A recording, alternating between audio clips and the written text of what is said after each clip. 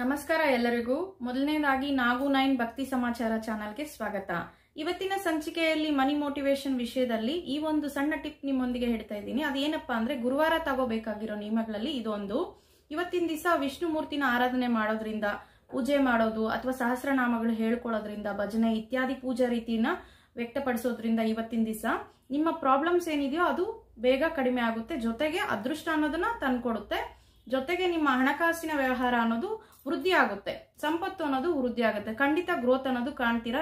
ಗುರುವಾರ ದಿವಸ ಈ ರೀತಿ ನಾನು ಹೇಳೋ ತರ ಪೂಜೆ ಮಾಡ್ಕೊಂಡ್ರೆ, ಅದು ಸಹಸ್ರನಾಮ ಆಗ್ಬೋದು, ಭಕ್ತಿಯಿಂದ ಪೂಜೆ ಮಾಡೋದು, ಸ್ಮರಣೆ ಮಾಡೋದು, ಅಥವಾ ಒಂದು ದೇವಸ್ಥಾನನ ವಿಸಿಟ್ ಮಾಡೋದು, ವಿಷ್ಣುಮೂರ್ತಿ ದೇವಸ್ಥಾನನ ಈ ರೀತಿ ಒಂದು 3 ಗುರುವಾರ ಮಾಡಿ ನೋಡಿ, ಅಥವಾ ಒಂದು 5 ಗುರುವಾರ ಮಾಡಿ ನೋಡಿ. ರಿಸಲ್ಟ್ ಅನ್ನೋದು ಚೆನ್ನಾಗಿರುತ್ತೆ. ಟ್ರೈ ಮಾಡಿ ನೋಡಿ.